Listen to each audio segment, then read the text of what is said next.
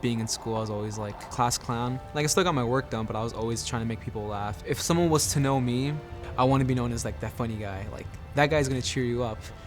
My goal is to be a writer. Writing is the hardest thing to do because it's all subjective and you never know if what you're doing is right. Being adopted made me really shy of who I was. I didn't feel like I was able to tell people about my story, and I wasn't able to let them in. Growing up, being a female, I always felt like I was outnumbered a little bit in the entertainment industry. I know for a lot of people in the States, it's, oh yeah, I went to the movie theater and I watched this movie and then I loved films. I didn't get that chance because in Yemen, there were actually no movie theaters at all.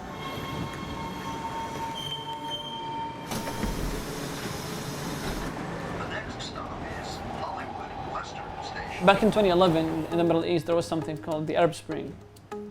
This was our tent. It was called the Media Center for Revolution, so we used to cover news, post photos, media work for the revolution. I was 16 years old in this photo. The revolution is one of the main events in my life that inspired me to tell stories and to make films. We might have diverse beliefs and we view life differently, but at the end of the day, you know, we want the same thing. We just want to live and have a family. No one really gets where you're coming from personally. Growing up, I didn't really feel like my parents got where I was coming from. And even though my brother was adopted, he never really got where I was coming from because everyone has their own story. Telling my own story through my art was really important because then I felt like people could hear what I was saying. Once I became more open about it, I realized that other people were open about it but didn't have the same ability to tell it to other people. It's fresh. That's where it's taking a while.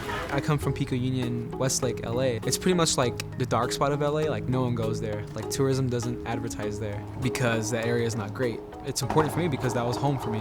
It was where my grandmother took me out, and my uncles took me out to skateboard. Seeing my world and how that was shaped up and seeing that things are not perfect and just thinking like how can I communicate that things are not perfect, that really reflects on my work now.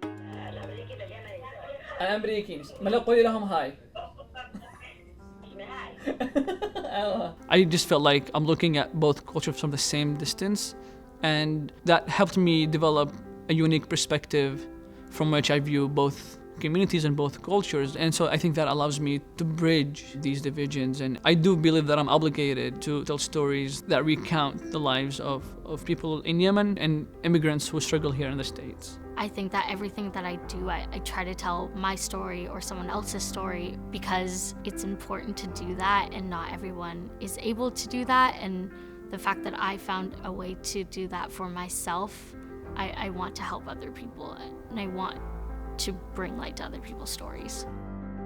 I want to make funny movies and I want to make people laugh. Comedians are kind of like our saviors. They take us out of the moment and take us away from the real stuff and just let us laugh at ourselves and like laugh at the serious things. It's like, hey, let's laugh at some politics, you know, let's just like point at it and laugh because that's how we kind of get over it. A round of applause. This is class of 2018.